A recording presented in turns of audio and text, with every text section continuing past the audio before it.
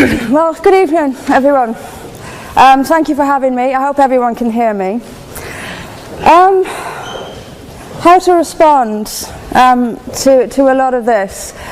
First of all, on the bar, you said you admitted yourself that the bar had been set quite high.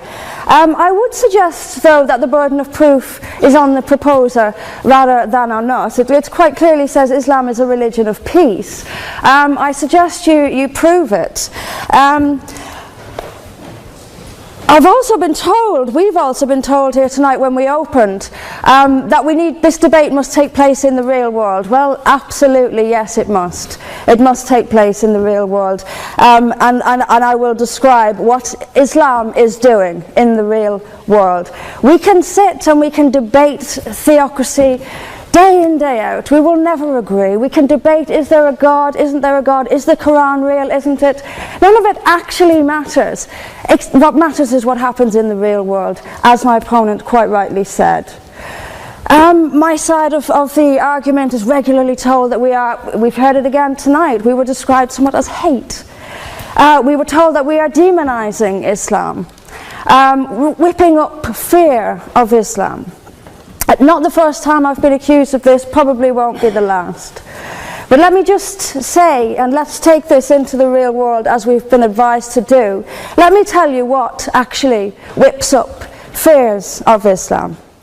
We take it from the top. 9/11, the London Underground bombings, Madrid, Mumbai, Mali, Bali, northern Nigeria, Sudan, Afghanistan, Saudi Arabia, Iran, Yemen, Pakistan, death for apostasy, death for blasphemy, death for adultery, death for homosexuality, gender segregation, gender discrimination, unequal testimony between men and women in legal proceedings, child marriage, amputations, beheadings, imprisonment for being raped, anti-Semitism, burqas, execution, as I've said, for this, that and the other, the slaughter of Theo van Gogh on the streets of Amsterdam, death threats on the streets of London, butcher those who insult Islam, Muslim patrols in East London telling people they are entering Sharia control zones, polygamous marriages, marriage not requiring the consent of the bride.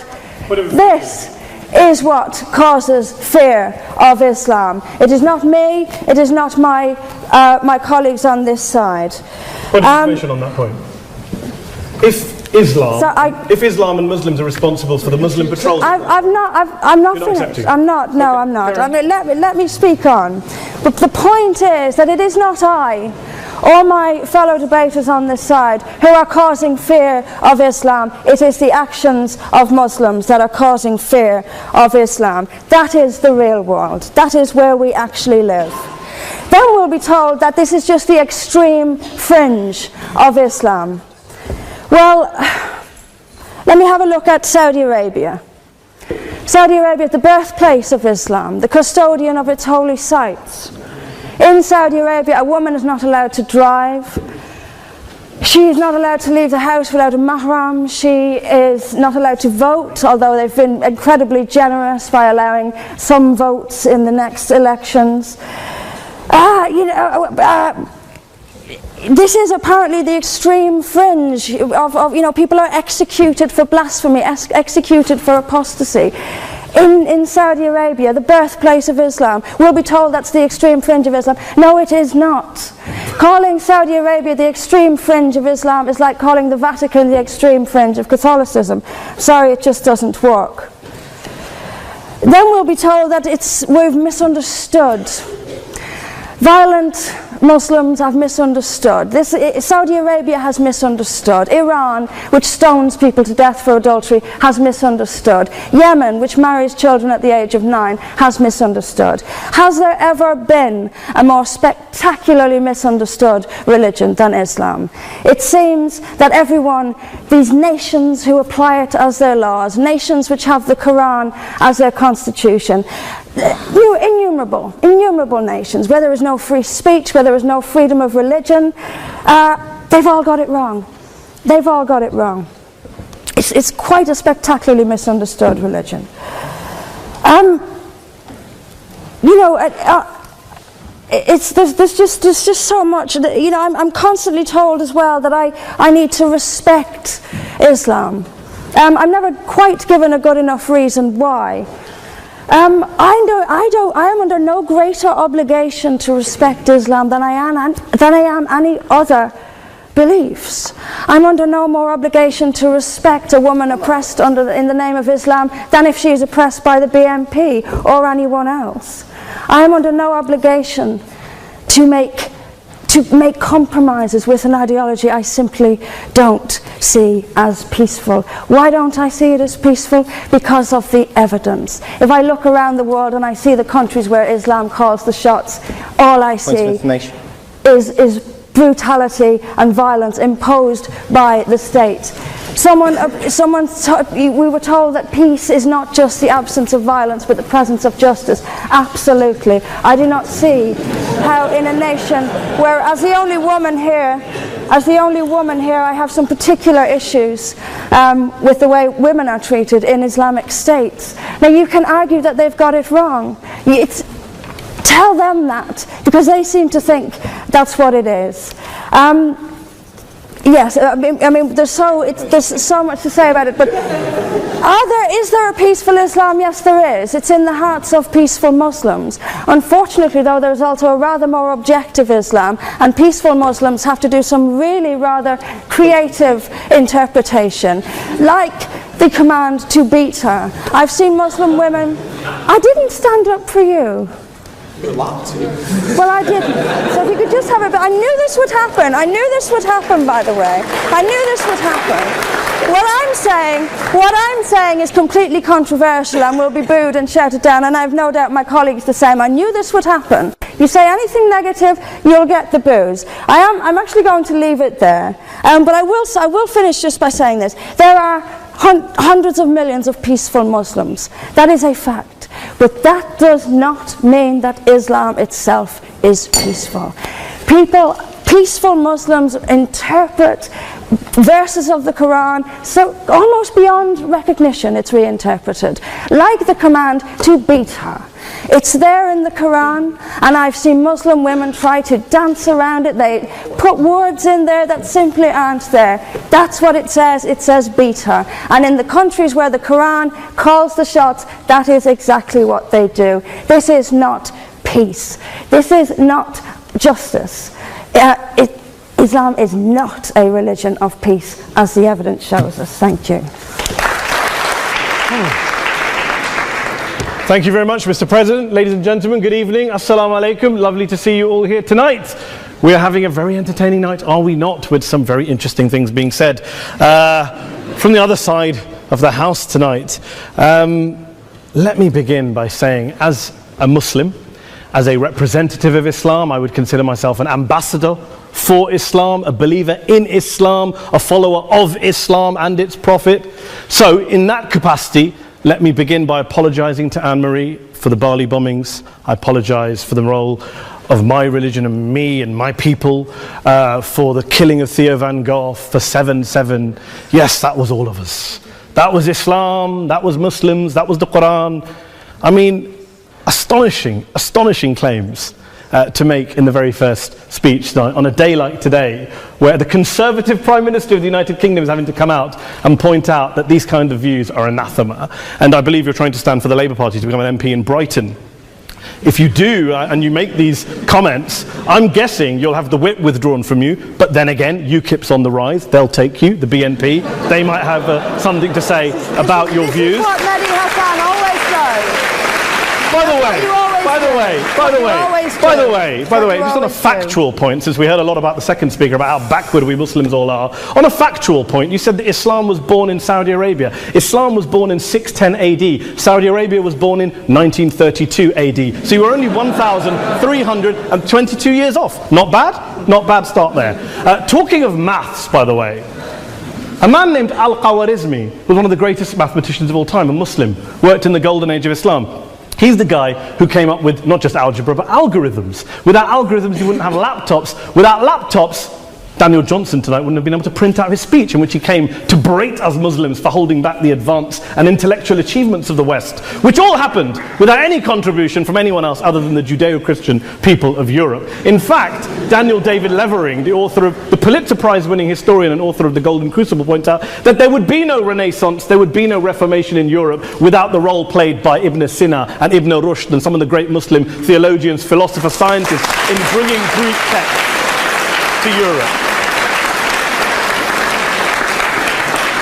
As for this being our university, I will leave that to the imagination as to who is our and who is there. I studied here too. An astonishing set of speeches so far making this case tonight. A mixture of just cherry-picked quotes, facts and figures, self-serving, selective, a farrago of distortions, misrepresentations, misinterpretations, misquotations.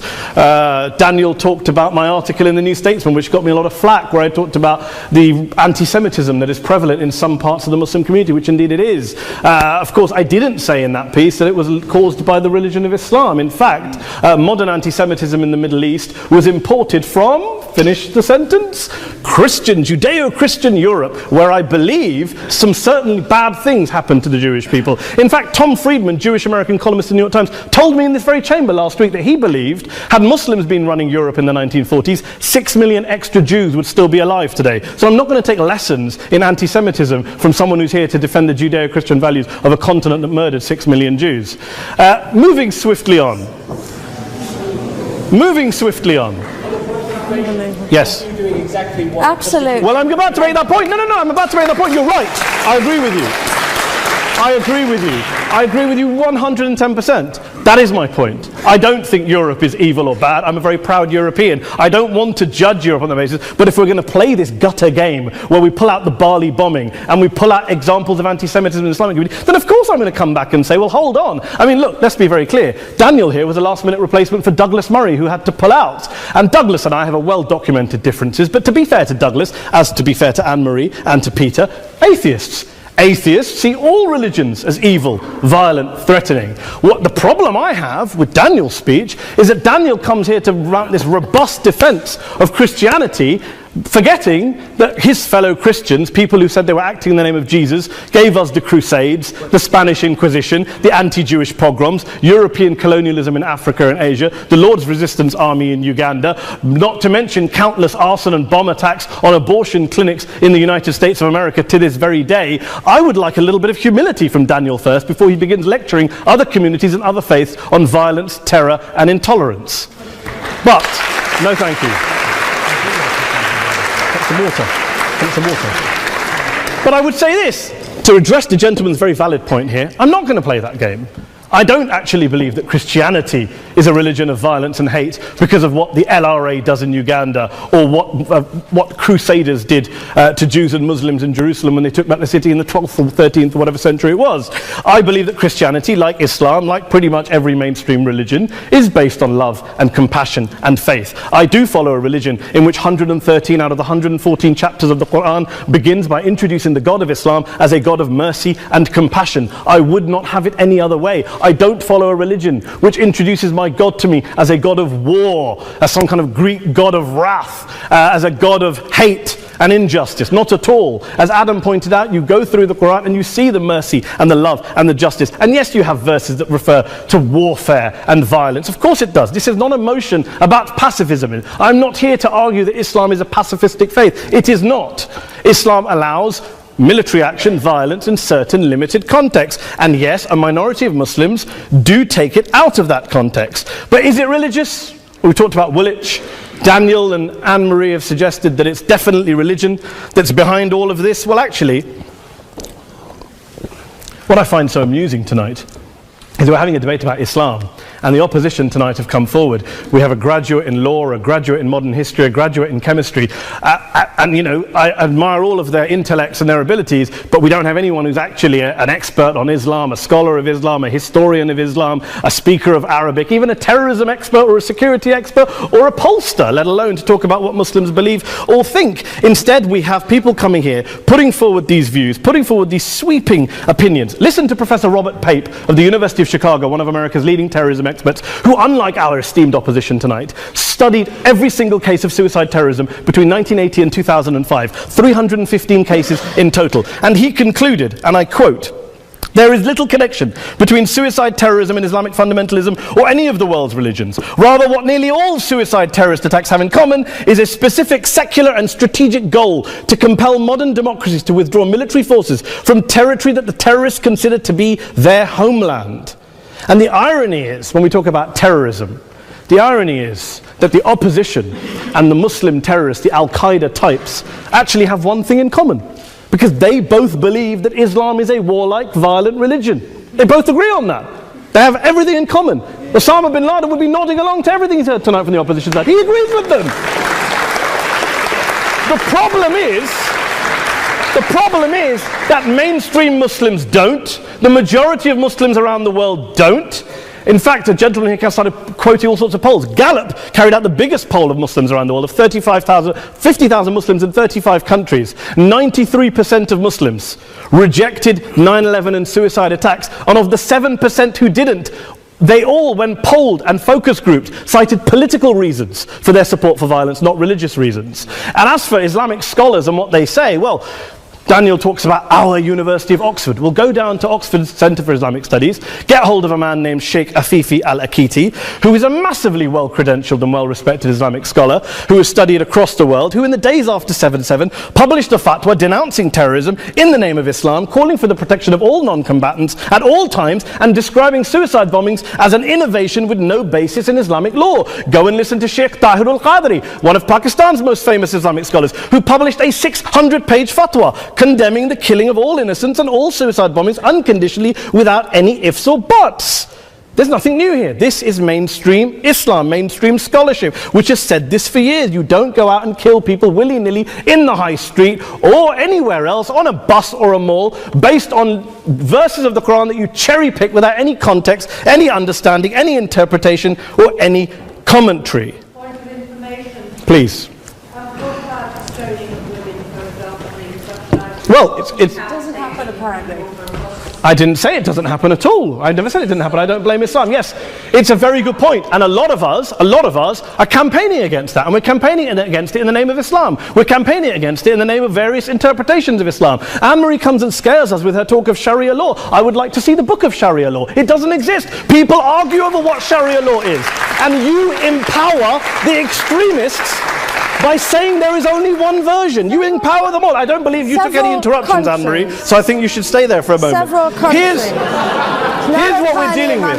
Here's what we're dealing with. We are dealing, I took your point. Here we are dealing with a 1400-year-old global religion, followed by 1.6 billion people in every corner of the world, a quarter of humanity, of all backgrounds, cultures, ethnicities. And yet the opposition tonight wants to generalize, stereotype, smear, in order to desperately win this debate. And here's my question, if we're going to generalize and smear. If, okay, people say yesterday's bombers, and we've got to be careful, there's a trial going on, were yesterday's attackers, motivated by Islam? Big debate. I don't believe they were. Let's say they were. Let's say Faisal Shahzad, the Times Square bomber, was motivated by Islam. Let's assume, for sake of argument, that Richard Reeves, the shoe bomber, was motivated by Islam. If Islam is responsible for these killings, if Islam is what is motivating these people, and Islam is therefore not a religion of peace, a religion of war, then ask yourself this question: why aren't the rest of us doing it? Why is it such a tiny minority of Muslims are interpreting their religion in the way that the opposition claim they are? Let's assume there are 16,000 suicide bombers in the world. There aren't. Let's assume there are for the sake of argument. That's 0.001% of the Muslim population globally. What about the other 99.99% of Muslims who the opposition tonight either ignore or smear? The reality is that the rest of us aren't blowing ourselves up tonight. The reality is that the opposition came here tonight not worried about the fact that me and Adam might pull open our jackets and blow ourselves up tonight because we're followers of a warlike warrior religion which wants to take over Europe and Daniel's university. The issue is this.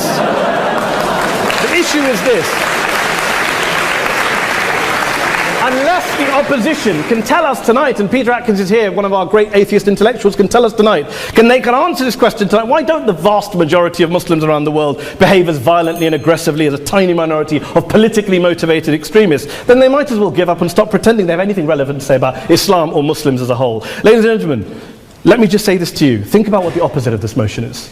If you vote no tonight, think about what you're saying the opposite motion is. That Islam isn't a religion of peace, it's a religion of war, of violence, of terror, of aggression. That the people who follow Islam, me, my wife, my retired parents, my 6-year-old child, that 1.8 million of your fellow British residents and citizens, that 1.6 billion people across the world, your fellow human beings, are all followers, promoters, believers in a religion of violence. Do you really think that? Do you really believe that to be the case? They say that in the Oxford Union, the most famous debate was in 1933 when Adolf Hitler looked out for the result of the King and Country motion, where they voted against fighting for king and country, and Hitler was listening out for the result. Well, tonight, 80 years on, there are two groups of people around the world who I would argue are waiting for the result of tonight's vote. There are the millions of peaceful, non-violent, law-abiding Muslims both in the UK, Europe, Asia, Africa and beyond, who see Islam as the source of their identity, as a source of spiritual fulfillment, of hope, of solace. And there are the phobes, the haters, the bigots out there who want to push the clash of civilizations, who want to divide all of us into them and us and ours and their. Ladies and gentlemen, I urge you all not to fuel the arguments of the phobes and bigots. Don't legitimize their divisions. Don't legitimize their hate. Trust those Muslims who you know, who you've met, who you hear, who don't believe in violence, who do want you to hear the peaceful message of the Quran as they believe it to be taught to the majority of Muslims. The Islam of peace and compassion and mercy. The Islam of the Quran, not of Al-Qaeda. Ladies and gentlemen, I beg to propose this motion to the House. I urge you to vote yes tonight. Thank you very much for your time.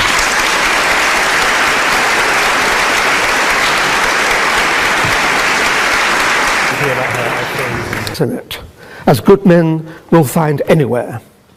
But we, through examples of the behavior that Islam inspires and often condones, and by seeking to show that Islam has an intrinsic fault, long for Islam 2.0.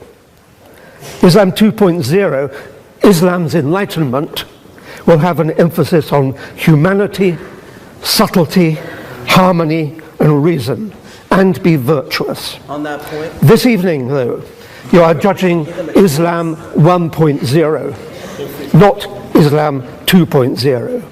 By opposing the motion, you will be encouraging the emergence of what most of humanity really longs for, but which does not yet exist. Please, for the sake of humanity, oppose.